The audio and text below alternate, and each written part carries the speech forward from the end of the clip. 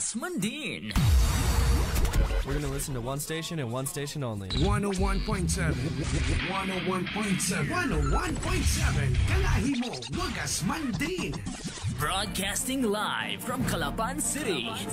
This is the FM radio of IDES Broadcast Group Incorporated. This is Kalahi DWXR 101.7 FM. Proud member of KBP. Kapisanan ng mga broadcaster ng Pilipinas. Disclaimer, ang mga pahayag, komento, pananaw o opinyon ng anchor at mga panauhin sa programang ito ay hindi opisyal o personal na pahayag, pananaw o opinyon ng DWXR 101.7 FM at sa management and staff ng himpilang ito. Disclaimer.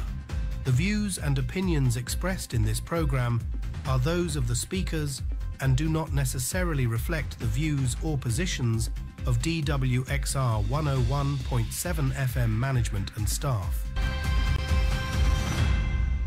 Narito na ang makabagong uri ng balitaan at talakayan sa radyo. Balita at talakayan. Balita at talakayan. Hihimay ng mga isya, talakay ng mga maiinit na usapin. Maglalahad. Punto por punto. Balita at talakayan. Tambalan, Sandy Soriano at Dom Lago. Alas 12 ng tanghali. Lunes, Miyerkules at Biyernes. Kasabay ng inyong tanghalian. Balita at talakayan. Dito lang sa himpilan ng DWXR 101.7 Kalahi mo FM. Balita at talakayan. Welcome po muli sa programang Balita at Talakayan. At syempre, mapapakinggan nyo po ang programang Balita at Talakayan dito lang po sa 101.7 Kalahi FM. At syempre, meron din po tayo sa Facebook page live ng 101.7 Kalahi. Hanapin nyo lang po doon. Ganon din po sa sa YouTube. Papanood niyo po yung programang Kalahi Balita at Talakayan. Siyempre, bago tayo magtuloy-tuloy sa ating programa, pakilala ko muna yung aking kapartner. Magandang tanghali po sa ating mga taga-subaybay sa ating palatuntunang Balita at Talakayan. Isang malamig na umaga sa iyo kasama Sandy. Medyo malamig, partner, at talagang katatapos lang nung prosesyon nung poong Nazareno diyan sa Quiapo, at mismo galing tayo isang araw diyan at kararating lang natin kanina. Talagang naranasan natin yung sinara kasi yung area ng Quiapo, kaya hindi makalusot yung biyaheng biyaheng puntang Espanya pag galing kang Buendia. So nung dumating ako doon sa Buendia galing Batangas, napilitan tayong sumakay doon sa motor, yung angkas. Medyo mahal pero wala kang magagawa. Hindi ka pwedeng dumani, walang bumabiyahe. Pero mabilis. Mabilis naman, partner. At madaming umattend do sa procession. Kahit kaninang madaling araw, madami pa rin tao, sarado pa rin yung daan. Kaya napilitan pa rin tayong sumakay sa motor uli papuntang Buendia do sa bus station. Dahil alam mo, taon-taon naman yan, napakaraming mga deboto na talagang sumusuporta diyan sa translasyon ng itim na Nazareno.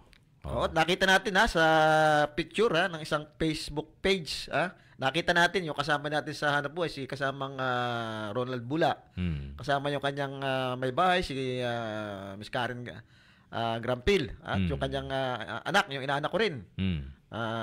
Na babae ay kasama doon sa prosesyon. At syempre, yung ito pa lang si Kapopong Ortega mukhang kasama din doon. Nakita ko doon sa picture na pagod na pagod. Siguro talaga naman nakakapagod, partner, na sumama din yan. Kita mo naman yung mga tao, siksikan, yung iba nakayapak. At namamanata sila naniniwala sila na may mga pagpapalang bibigay sa kanila. Yung mga himala. Yung mga himala, kung sila sasama doon. Yung iba naman ay talagang pagkabata na ay panata na nila yung sumama sa ganung prosesyon. Which is yan paniniwala. Yung paniniwala natin na yung tawag dito na pag tayo'y dumalo at tayo'y magkaroon ng panata ay meron kang hinihiling. Ay matutupad. Yan. Anyway, partner, dito sa atin marami ring balita at nakakalungkot na mukhang isang araw nabalitaan natin yung isa nating kababayan na ito ay gold medalist ng Palarong pambansa. SEA Games, partner, SEA SEA Games. At miyembro ito ng Philippine Air Force ay nasawi. Kaya lang mukhang hindi maganda yung kanyang pagkamatay dahil patraidor. Natutulog ito doon sa salas ng isang konsyal yata ng Kamilmil, kaibigan. Mula doon sa inuman siguro, doon natulog. Hanggang ngayon, partner, mukhang blanco pa. Bagamat sinasabi ng ating kapulisyan, nakilala na at may identified na kung sinong may kagagawa nito. Dahil sinasabi, ito day dating kababata. Naturang biktima. Pero nakakapagtaka hanggang ngayon, hindi mapangalanan at hindi mapakita yung identity nung suspect. Sana kung maipapakita yung picture nito, baka sakaling makatulong yung ating mga kababayan kung saan nagtatago ito. Kung talagang identified na nila itong pagkatao nito. Which is mahalaga dyan, merong lead yung ating PNP at gumugulong yung kanilang investigation. Pero yun nga, ang sinasabi lang ng ating kababayan, mukhang medyo yung peace and order natin, kamakailan, siyempre meron tayong mga interview, yung mga kasama natin sa hanap buhay, yung iba ay nag-i-interview din sa mga kapulisan. Lagi namang pinagmamalaki ng ating mga kapulisan pagdating dyan sa mga ganyang interview na peaceful itong ating lalawigan. Pero ito, mukhang hindi lang naman ito yung krimen na nangyari. Kahapon yata, meron na namang isang krimen diyan sa parte ng Pinamalayan na isang estudyante rin ng binaril. At sa kasiwang palad ay nawala, namatay itong mga ito. Siguro dapat ito ay matingnan at magkaroon ng mabilisang investigasyon ng ating mga otoridad, itong mga pangyayaring ito. Which is actually ito yung mga isolated cases lang naman at alam mo malaki kasi ang naitulong nung panahon ng nakarang administrasyon yung drug on war nila yung war on drugs, di ba? Which is marami ang na-identified at marami yung makusang sumuko na sila ay positibo sa drugs. Which is nakikita natin ngayon parang siguro bumabalik na naman itong mga nagbibisyo. At kung mapapansin mo yung mga balita ngayon, di ba? Katulad last year, naglabas yung PNP based doon sa kanilang record, ay marami silang nakumpiskang mga drugs, di ba? Ay yung shabu, which is milyon ang halaga. Na dapat kung itinuloy ng mas mahigpit yung war on drugs ng nakarang administrasyon, baka hindi na tayo namumroblema sa ganong klaseng mga kriminalidad sa ganitong panahon. Maring tama, partner. Kaya ang sinasabi lang natin dito, lahat naman talagang against diyan sa drugs at may mga pinatupad nga yung nakarang administrasyon. Kaya lang, partner, ay merong mga pagkakamali na nakita dito. Ayon doon sa mga investigation ng nangyayari ngayon, ay madaming nadamay. Pero hindi natin na talagang kailangan naman talagang sugpuin natin ang drugs. Kaya lang siguro dapat naging maingat doon sa operation yan. Kasi maraming nadamay doon sa investigation, pinakita na talagang yung iba.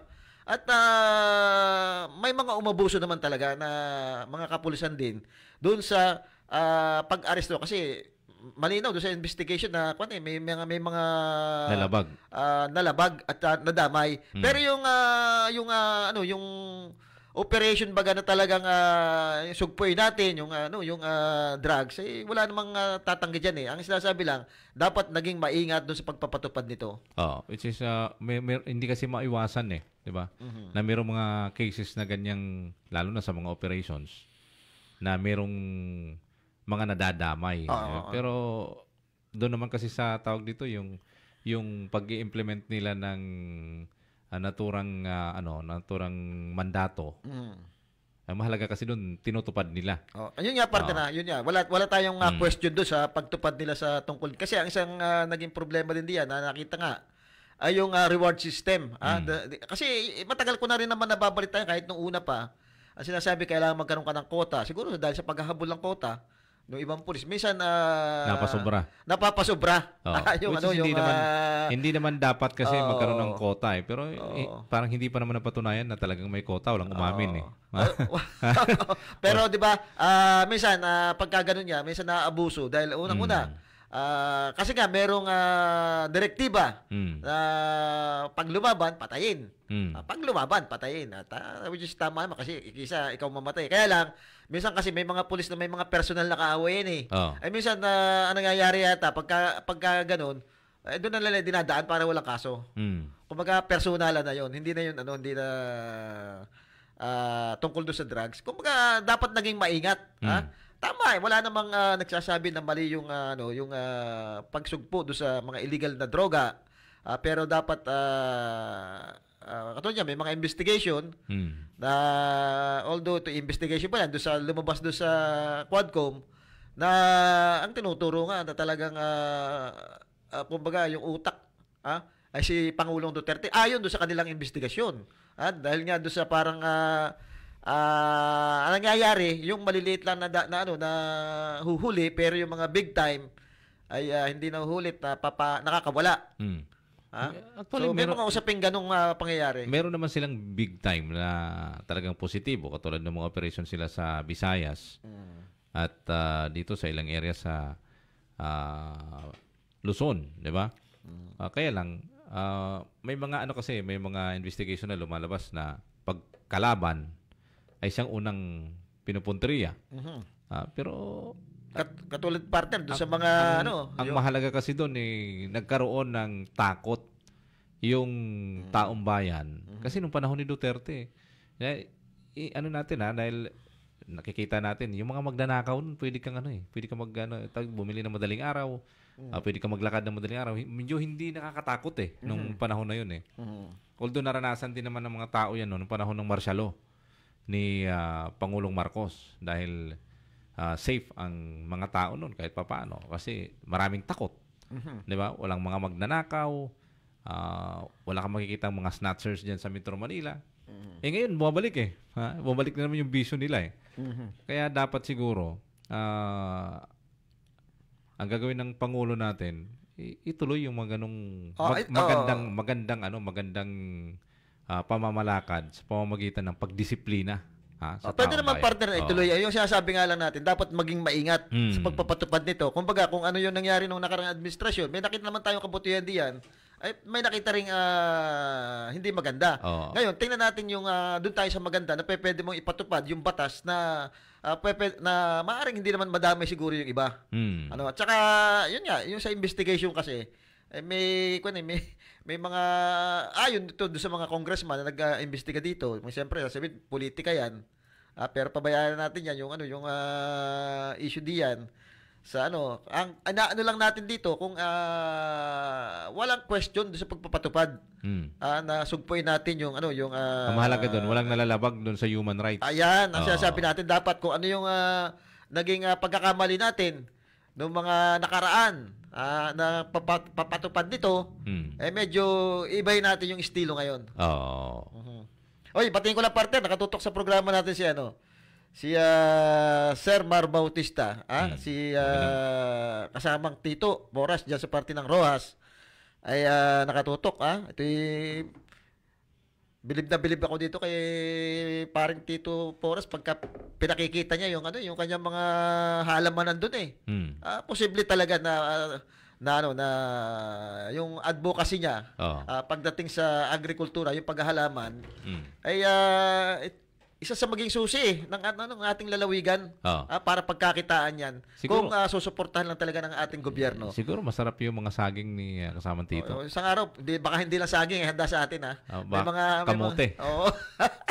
Si pala, si Angelo Ridaha. Happy lunch daw, Friday, Sir Sandy at Sir Tom. Hey, a safe weekend. God bless. From Malolos, Bulacan pa ito, itong ating listener. At siguro partner, bago tayo magpatuloy ng ating programa, meron lang akong gustong i-play yung isang kaganapan sa Kongreso na kung saan yung quick kintakom na tungkol ito sa yung sa kasama na dito yung sa rice tariffication law at saka yung bakit ba hanggang ngayon ay patuloy pa rin yung import natin. Kumbaga, ang dami nating ni-import na bigas pero bakit mahal pa rin yung bigas sa merkado? Siguro play natin yung yung interpellation ni Congressman Arnan Panaligan doon sa mga opisyal ng mga committing ito. Yan, habang inihintay natin yan, yung... Oy, si Hailey nakatutok sa programa natin. Si Comet, diyan sa parte ng Salong. Binabati natin yung lahat ng staff ng Buenos Bayview Hotel diyan sa Salong. Sure, meron pa kaming meeting ng Committee on Rules, kaya... Yep. May I now call on Arman Panaligan. Pasensya na, sir. Uwi ka ba, Mindoro? Thank you very much, Mr. Chair. Meron pa kaming meeting ng Committee on Rules, kaya... Yeah, please. Thank you for recognizing me, So, gusto kong ibalik ang aking tanong sa DA, sa NEDA, kasi alam natin ang problema na in spite of the huge volume of importation of rice and the substantial reduction in tariff rates, hindi pa rin bumaba ang presyo ng bigas sa merkado, insignificant, kung bumaba man hindi ganun ka-significant, not enough to make a dent, alam natin na parang conventional wisdom yan, basta ang isang produkto ay binahan natin sa merkado, imported, at mababa ang taripa, dapat bumababa ang presyo ng produkto na yon. Pero hindi nangyari sa kaso ng bigas. We are the number one rice importer, 3.5 million metric tons ba or 4 million metric tons daw? 5. And then 5 million pa. So no doubt na dapat bumabaha ang merkado ng bigas, dapat bumabagsak ang presyo rin, as economists would say. And then binabaan pa ang taripa from 35% to 15%. So ginamit ng gobyerno yung dalawang tools na supposedly anti-inflation, Flood the market with imports, reduce tariff. Yan ang usual tools to fight inflation. Pero hindi nangyari. Insignificant ang paggalaw ng presyo ng bigas.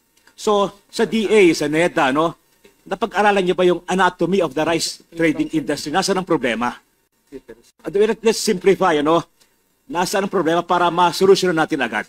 Can I ask DA and NEDA, kung na-pinpoint ba ninyo yung problem area at ano ang particular steps? Malino kasi, Mr. Chair, na in spite of the flood of imports ng bigas, in spite of the drastic reduction ng tariff, hindi nagbe-benefit ang farmers. Kasi because of the flood of imports, nabagsak ang presyo, farm gate price. And I know that kasi nanggaling ako sa isang distrito na rice producing area. And then, ang consumers hindi rin naman nagbe-benefit kasi hindi nga gumagalaw ang presyo ng bigas. So, yung anatomy ng rice industry, nasan doon? Ang problema dapat tutukan ninyo. Mr. Chair, sir, specifically with respect to the reduction ng tariff from 35 to 15, I mentioned na kanina na hindi na talaga nag-translate. Ang problema is from the wholesale, yung translation ng reduce sa cost o sa price sa retail, very minimal compared to the reduction na inaasahan. So, the problem with that, yung problema dapat tingnan from the wholesale to retail, ano ba yung nagiging cost? Pero to, sir, with respect to the importation. So, kailangan mo ring tingnan yung kabilang side from the local, from farm gate production, which is 80% ng ating source of supply, to the retail then. Medyo, kailangan mo pa rin siyang tutukan yun, Pero yon sa side na yun, sir, we are doing interventions naman in order for us to mabababa yung margin cost from farm gate to retail or to market. Pero with respect to the importation na nangyari due to the reduction ng tariff, hindi nga nakita yung expected benefit, which I think may problema sa regulatory aspect ng national government. Kasi wala namang control ang DA doon, sir. Hindi na NFA no longer monitor ang market. Hindi na sila allowed to do that because of the trade liberalization. So yun yung siguro isa sa mga dapat makita rin natin. Well, so you're referring sa, kasi mas malaki pa rin naman ang yung ating supply ng bigas, mas malaki pa rin yung nagagaling sa local production, no? Compared sa imported. Ilang porsyento ang local production sa roughly imported? 80 to 20, sir. Oh, okay. So are you referring na bukod sa maring problema ng mga importers, ano? Meron din problema sa local supply, yung local middlemen, for example. Tinitingnan nyo ba yung aspetong yan? Sir, ang siguro titingnan namin, dapat may available price sa merkado na mababa, na bumaba because of importation. Yun nga ang, yun nga ang point natin. Yun yung point of view ng DA. Although 80 to 20, sa 20% na in-import, say 1 million per month kasi yung importation natin, almost 1 million metric tons per month, dapat may available na bigas sa palengke, sa merkado, na bumaba yung presyo. Hindi natin sinasabing bababa yung average kasi 80 to 20 nga, pero dapat may available na volume dahil dito sa mga nag-import na mababa yung presyo. Yun po yung tinututukan ng mga programang ini-introduce din ni Secretary. Definitely, dapat nagkaroon ng epekto yon. Yung flood of imports plus reduction of tariff na very substantive, ano? 35 to 15%. And according to the Bureau of Customs, ay 12 billion pesos in lost duties ang naging ang nawala. 12 billion pesos. Sayang, sana nagamit yun sa local production. So talagang nakita natin na yung ginamit natin, ginawa nating solution sa problema hindi naging effective, ano? Sir, correct lang data ko, 1 million metric tons per quarter, not per month. So per quarter, so roughly nasa almost 4 million metric tons, ano, in a year. So kita natin na hindi naging effective yung so far hindi naging effective yung ating importation and tariff reduction, ano? And I think that DA should look into that. Nabanggit mo, Yusek, na walang regulatory power, no? Ang DA and NFA. But yesterday, the President signed yung RA, no? 12078 na nagbibigay greater powers sa DA. And I hope that you will use this available tool sa inyo to combat, to fight this rising price ng rice, no? So kahapon ito pinirma ng Pangulo, RA 12078, kung saan ay binigyan strengthening the regulatory function of the Department of Agriculture, Section 5. So I think you should implement this law aggressively. Hindi dapat maging timid or malambot ang DA. Kasi binigyan namin kayo ng sandata para matiyak na meron kayong regulatory power at ma-stabilize ang presyo ng bigas. I'm sure you're aware of this law. In addition, a few months ago, napirmahan din yung anti-agricultural smuggling, ano? Na-broaden natin ang definition ng smuggling, hoarding, profiteering. So I hope that you will also use all the available legal tools at your disposal para matiyak na hindi magkakaroon ng profiteering, ano? Pagkasamantala, pag-manipulate ng prices, sapagkat kawawa ng ating mga kababayan mahihirap pag hindi natin ma-address ang bagay na ito. On the part, Mr. Chair, on the part of Congress, ginawa natin ang ating mga gawa, no? Ating function is to make laws. We pass the necessary legislation. It's up to you sa Executive Department through the DA na ito'y ipatupad, no? Hindi na kami masisidi dito ang Kongreso. Binigyan namin kayo ng sandata, no? Now, another point kanina, even yung last meeting, yung issue ng cartel, hanggang ngayon, wala pang malinaw na admission or confession kung narito sila ngayon. So let me again ask this question kay Secretary, kay Yusek, Neda, kayo nakita kong PCC, ano? So still, do you believe na may cartel sa rice trading, sa rice importation? I cannot categorically say that because it's not in my jurisdiction and mandate.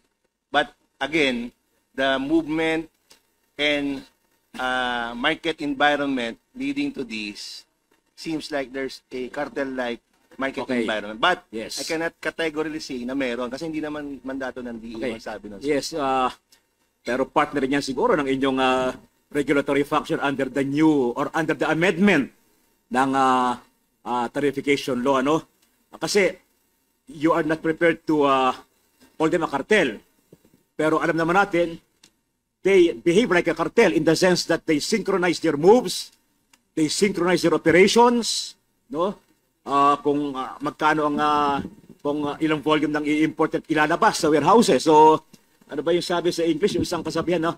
If it walks like a duck, if it quacks like a duck, no? It might be a duck. So, kung ang kanilang behavior ay parang cartel, is there a need to baptize them with a name na cartel before you use the tools at your disposal, no, to regulate them, no? So I think that the ball is now sa DA. Maganda sabihin, wala kaming power dyan, no? You have all the tools at your disposal. Hindi na kulang ang Kongreso sa paggawa ng batas para i-address ang bagay na ito. So yes, sir. Rest assured that the DA will do its part together with the proper government agencies in coordination with the proper government agencies in order to. Yes, at isa pa, last point, Mr. Chair, no? Kasi mahaba na nga, no?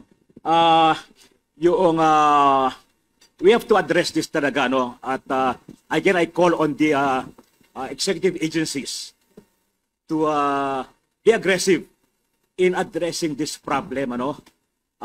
Nabanggit kayo ni Congressman Briones na ang Pangulo naapektuhan dito kasi binaba ang taripa na malaki, pero yung pangako na murang bigas hindi pa nangyayari. And we should have the President. We should remember na kayo yung tools of the executive execution, the instrument of executive power. Kayo nagpapatupad ng mga polisiya ng Pangulo. So, we should not fail the President. You should not fail the President sa bagay na ito. Kaya I hope that you will be more aggressive and dynamic. No, ito na ang mga batas binigyan namin sa inyo. No, use your the tools that we have given you, no? Para ma-address ang bagay na ito. Kasi paulit-ulit na lamang ang mga hearing natin ganyan. Thank you. Salamat. One last point, Mr. Chair, kasi pakiusap ni Congressman Plato, hindi rin kasi siya nakalista. Hinihingi yung listahan ng mga complete names, addresses, financial statement ng lahat ng mga naritong rice traders and importers. Paki-furnish lang po lahat ng members ng Yes, we will. Thank you very much, Mr. Chair. Now, Okay, yun ang ilang kaganapan na nangyari sa Kongreso na kung saan partner ay mukhang sinasabon na naman dito ni Congressman Arnan Panaligan itong mga taga-DA. Kasi nga nagtataka siya dahil bakit daw hindi namura yung yung bigas sa dami na nung ini-import natin. Para ito yung sinasabing law of supply and demand. Pag madami yung supply, dapat mura yung yung produkto mo. Pero ito bumabaha na nga daw ng bigas, mahal pa rin. Kaya nga 'di ba sabi niya baka yung pag-hoarding at yung kartel baka yun ang namumutawi doon sa ahensya. Kaya dapat malinaw. Kaya pinapaliwanag niya kung yun ba ay nangyayari. Oy, bati lang natin si Consiel Gerald Navarro Oliver ng San Vicente South. Magandang tanghali at magandang tanghali diyan sa lahat ng taga Barangay New York. Salamat doon sa New Year's party na inihanda nyo doon sa BNY, successful at marami kayong napasaya. Ang sabi ni ito'y partner may kaugnayan doon sa naging usapan diyan sa Kongreso. Reaksyon ni kasamang Mar Bautista. Bakit ibinaba ang tax ng import rice? Busog na busog mga importer at dapat di na competitive ang local rice compare sa imported. Sabi pa niya, dapat mas mababa na presyo ng imported rice kung 15% na lang ang tax. At ang kalutasan daw ay bilhin ng gobyerno ang palay ng farmer sa mataas na halaga kahit wala ng ayuda sa farmers, basta mataas na halaga, bilhin ang local produce. Tama yan si Sir Mar. Alam mo kung bakit. May nakita ka ba sa local market natin, sa public market na may nakalagay na imported na bigas na binibenta? Wala, partner. Diba? Halo-halo na Hindi mo malaman yung imported na bigas. At may point dapat kung imported na bigas dapat, kung imported ito, dapat mas mura kasi nga binaba na yung tax. Abiran mo yung yung 10 tag dito, parang 15 pesos O 15%, 15%. na nawala. Oo. Dahil ibinaba yung taripa diyan sa ano na yan, sa mga imported na bigas. Malaking ano 'yun, malaking tax ang nawala sa ating kaban ng gobyerno. Sinong nakinabang?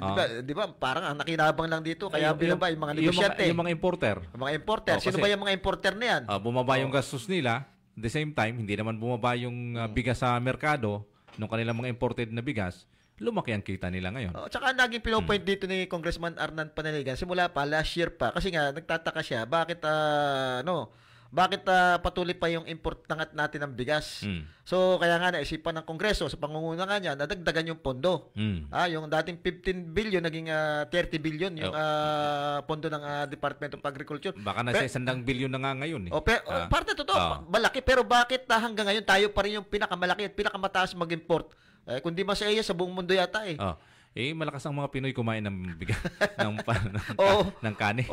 Di ba? Tapos mahal yung bigas sa atin. At saka 'di ba yung sabi nga doon based doon sa pag-aaral, yung tapon na bigas.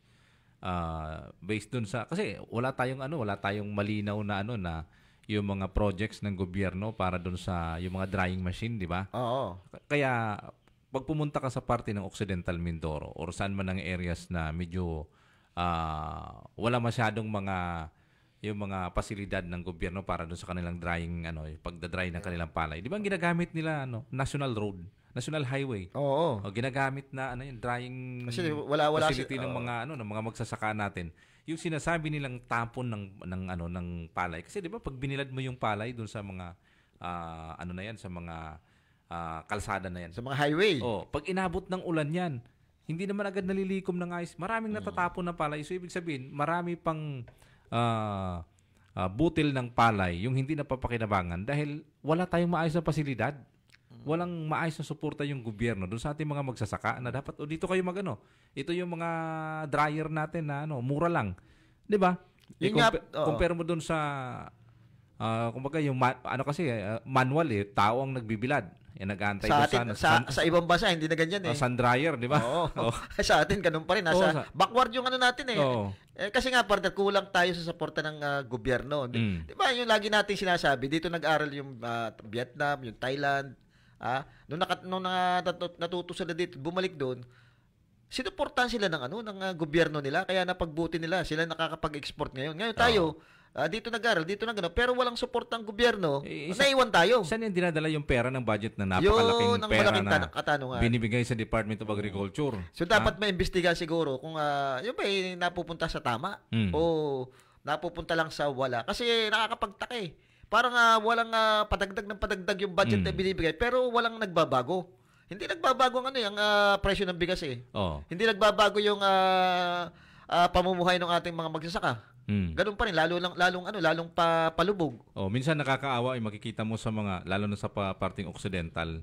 Pag medyo masama yung panahon kasamang sanidi, harvest season.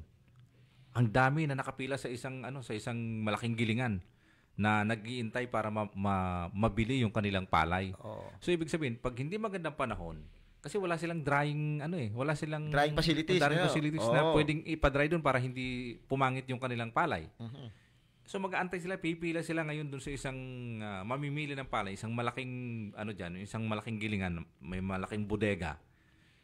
Na pag-aari din naman ng mga negosyante. Pag-aari din ng mga negosyante tapos magkakakitaan pa yung magsasaka ngayon. Sila nagdidikta ng ng presyo kasi presyo. Ikaw namang magsasaka, mapipilitan kang ibenta kahit mura. Dahil kaysa i-stock mo sa inyo, 'di ba? Hindi mo siya maipapadry Dahil kulang nga sa pasilidad yung ating mga kababayan. Walang malinaw na suporta yung gobyerno sa panahon ngayon. May suporta naman partner di ba? Nakikita natin may suporta binibigay. Yung Congress ginagawa yung trabaho. Ang problema mukhang yung tanong saan napupunta? Yung implementasyon sa baba. Di ba? Kawawa yung ating mga yung sinasabi ni Mr. Bautista ni kasamang Mar na yung gobyerno na sana ang bumili nung pasilidad palay nila. Kumbaga sa halip na bigyan mo ng ayuda yan, bigyan mo ng magandang presyo doon sa palay. Siguro hindi lang dapat yun ang responsibilidad ng gobyerno. Dapat alamin talaga kung ano yung pangangailangan ng ating mga magsasaka. Kumbaga may mga technician dapat na pumupunta diyan para tulungan sila doon sa mga bagong teknolohiya ng pagtatanim ng palay. Actually, ginagawa ng gobyerno natin yan sa pamamagitan ng NFA. Yung National Food Authority, namimili sila ng palay. Pero partner, hindi naman nakakapagbenta eh. Kaso, ang problema nito, napakaraming mga requirements doon sa isang magsasaka para makapagbenta ng palay doon sa National Food Authority. May palakasan pa daw dyan. O kaya merong nangyayaring hindi natin may nakakapagsabi. Merong... Pagka hindi maganda yung pagkatuyo ng palay mo, nire-reject ng NFA. Oo. Tapos pagka maipa yung palay mo, reject din yan. Ipapa-blower mo ulit ng panibago. Meron nga daw mataas yung standard. Mayroon nga daw partner dyan na kailang balik na, hindi pa rin tanggapin eh. Mataas yung standard, pero pag sila namimigay ng ayuda, wala, may bukbok. Di ba? Di ba? Isipin mo partner, ang gaganda ng bigas o palay na binibili ng NFA. Nakakapagtaka pag lumabas yan parang ayaw kainin ng ating mga kababayan. NFA yan. Pero kung titingnan mo sa simula pa, napakaganda. Talagang talo niyan yung mga binebenta sa merkado kung tutusin dahil ito'y piling-pili. At may presyo.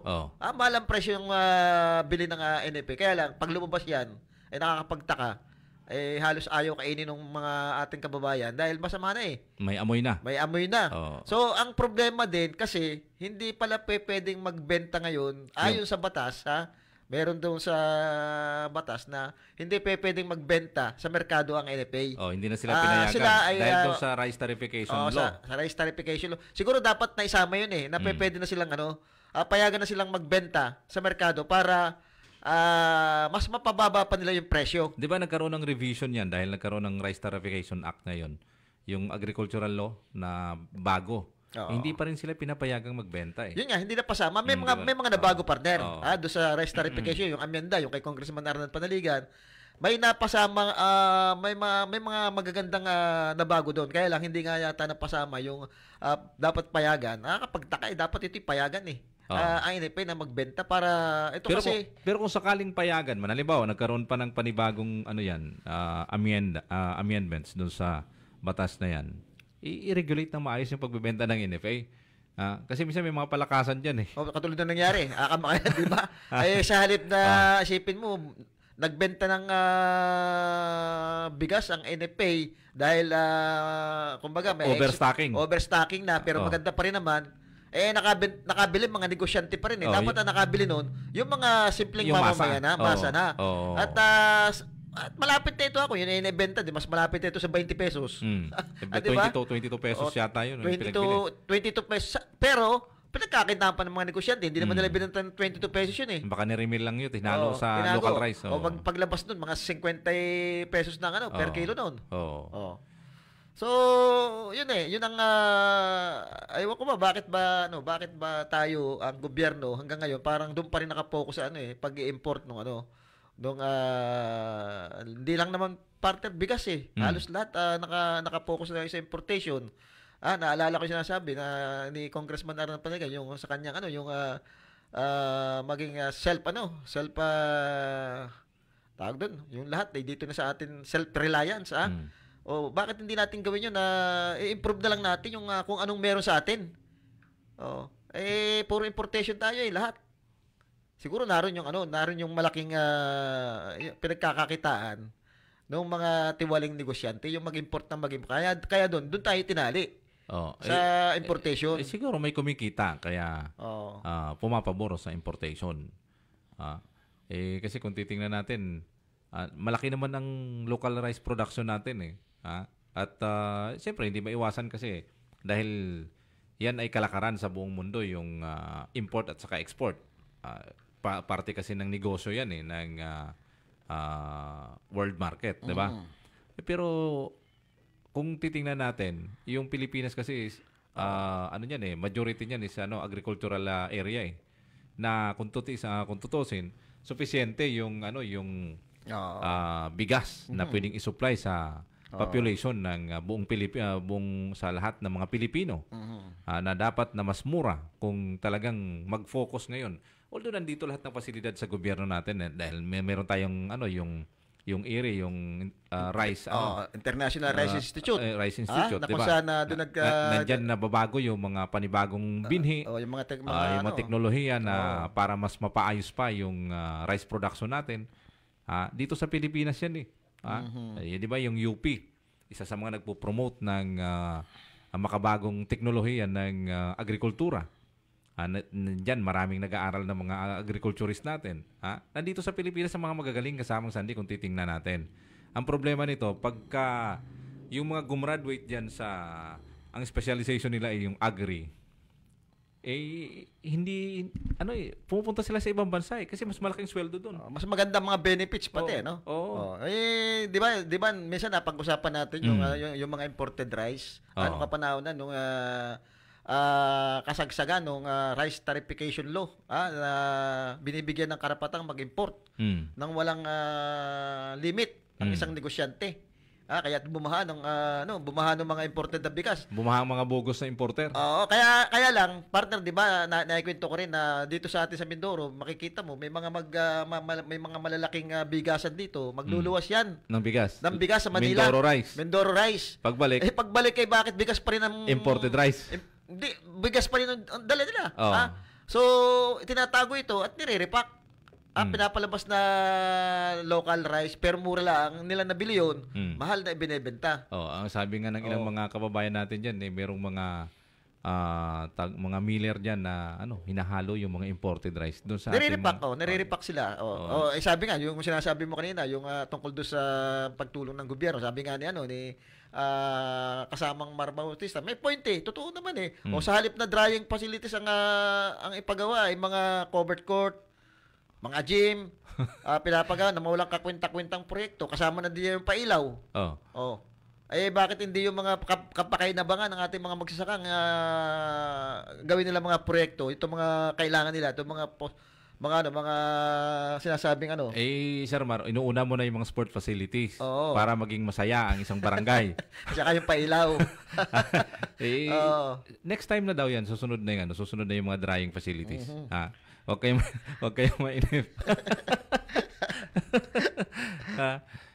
Pero kasi nakikita nga natin yung ang sinasabi nga ho namin dito, Sir Mar, ay yung priority ngayon ng ating gobyerno.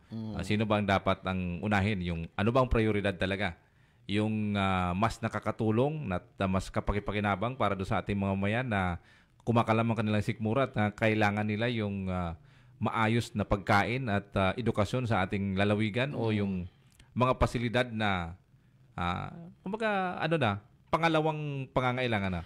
'Di ba?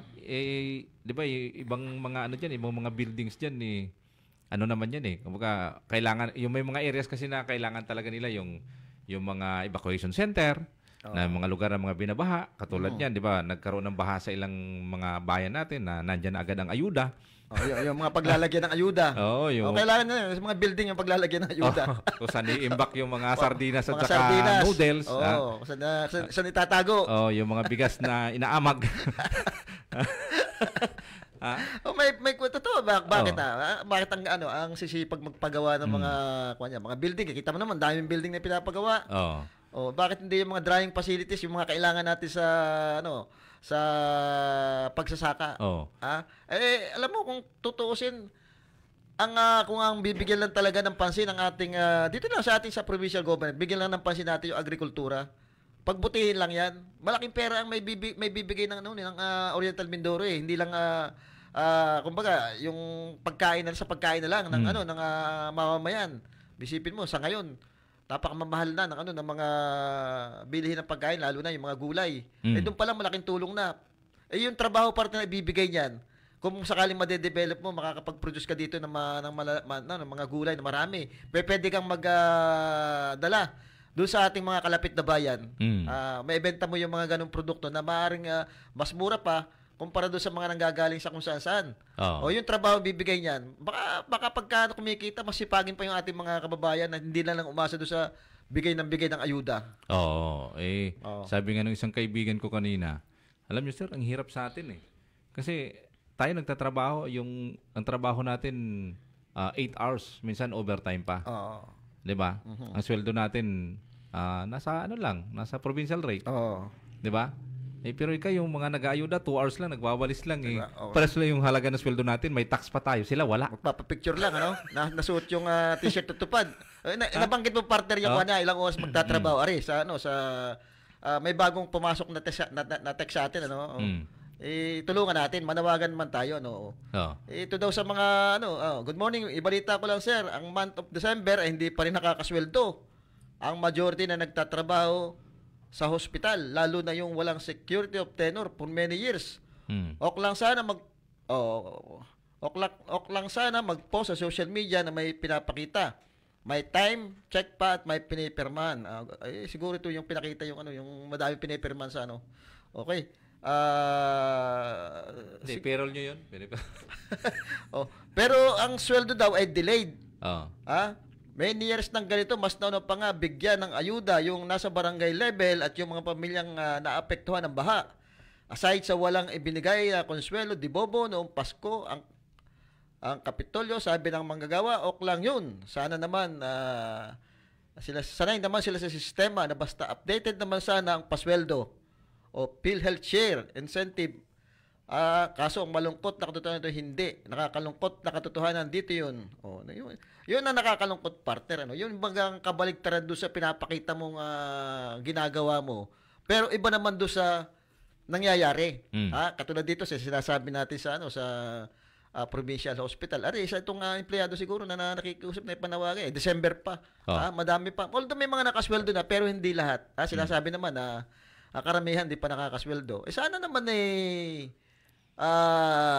kung ano yung pinapakita ninyo sa mga social media, na kayo'y magagaling, kayo maraming trabahong ginagawa, ito naman sana yung mabigyan ng pansin ninyo, itong ating mga manggagawa diyan. Sinasabi natin dakilang manggagawa. Pero kung ganyan naman, laging delay ang sweldo, kawawa naman. Ayaw nyo namang ibigay ito sa DOH para ma-resolve niyang problema din. Ayaw nyo namang ma-convert sa regional hospital. Asikasuhin nyo yung problema diyan. Sabi ng kaibigan ko, much better daw yung delayed than pregnant. Pero okay lang po yung delay yan kasi naiipon din naman yung sweldo nyo eh. Kaya lang, partner. Pag natanggap nyo, ang dami. Di ba? Dami rin bayaring utang. Hindi nyo ngayon maanuhan kung hindi nyo maisip kung saan nyo gagastusin dahil 5 months na hindi kayo nakasweldo.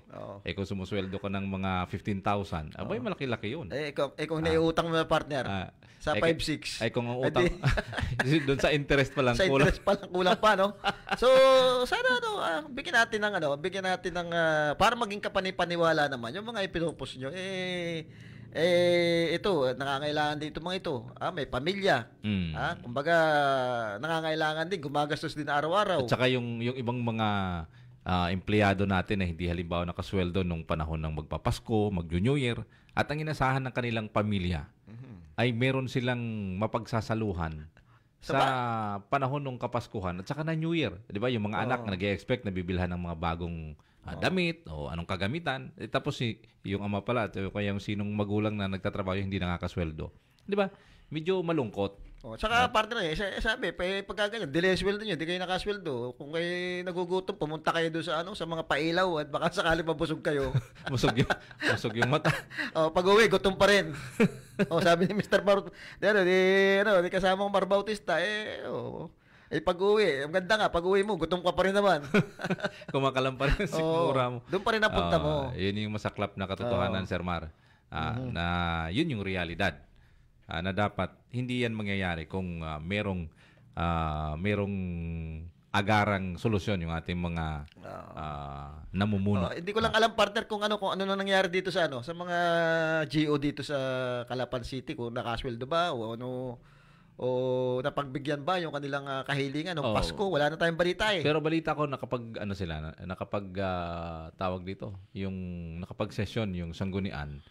At parang naaprubahan yung kanilang nagawa ng paraan ng kanilang sweldo. Diyan sa Victoria, binabati natin si Kapopong Ortega. Diyan sa Victoria talagang handang-handa na.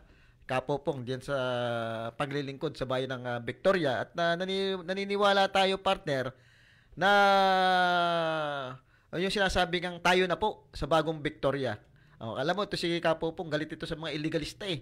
At hindi makakalusot diyan yung mga illegal na gawain diyan pagdating diyan sa sa Victoria. May mga kaibigan tayo dyan sa Victoria na nagsasabi na si Kapopong, itong si Popong Ortega na naghahangad bilang mayor ng bayan ng Victoria, malakas. Maraming supporters ito. Maraming tayo nakakausap at ultimo yung mga taong simbahan doon medyo killing kay Kapopong dahil nakikita nila yung na si Kapopong lang doon sa mga kandidato. Nakikita nila kay Kapopong na siya lang yung pwedeng bigay ng magandang serbisyo. Yung sinasabi nga sa bagong Victoria. Oo. Ayan. Magandang tanghali po. At sana'y palarin kayo sa inyong mga hangarin dyan sa bayan ng Victoria.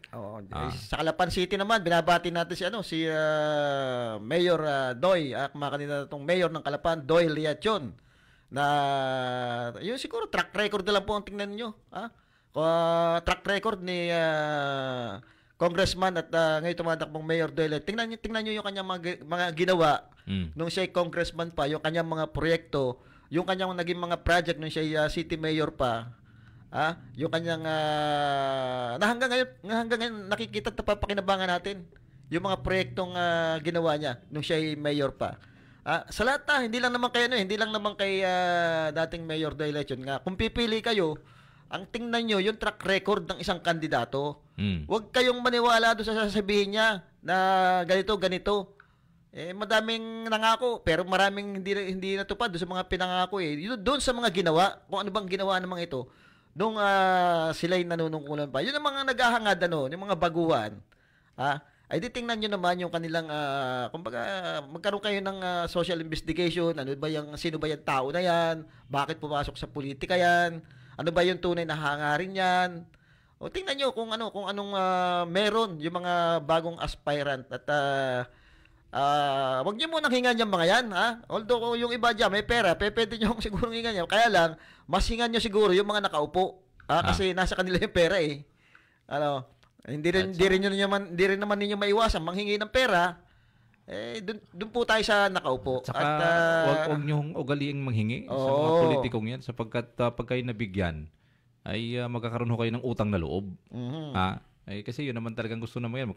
Magtatanim sila ng utang na loob.